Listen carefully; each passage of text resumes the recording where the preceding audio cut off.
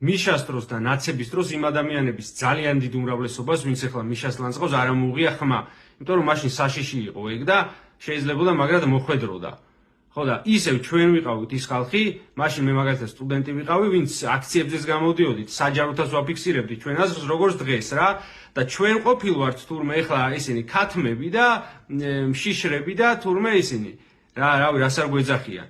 როცა ხმა არ ამოუღია არც ერთს და ის ხელისუფლება მაშინ რო ვერ შეგვეცვალა 2012-ში, ის ბაჩო ახალაიები და მეგის კარდავი მოგოდგებოდნენ ჩვენ პირველ რიგში, იმიტომ რომ ჩვენ ვიყავით მაშინ ვინც ხმა ამოიღო.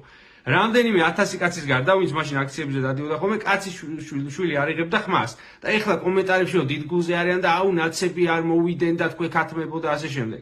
მაშინ სად იყავით? აი აბსოლუტური უმრავლესობა 90%-ზე მეტი იყო ჩუმად, იმიტომ რომ ან კარგ სამსახურში იყო მოწყობილი, ან როგორც მინიმუმ ეშინოდა. ხო და ეხლა რომ გამოხვედით და იქ ვიღაცას ვარცხნილობას და თმის სიგრძეს უწუნებთ და ვიღაცას საყურეს უწუნებთ და ვიღაცას ჩაცმულობას უმრავლესობის პოზიციიდან ადვილია, ხო ეგ?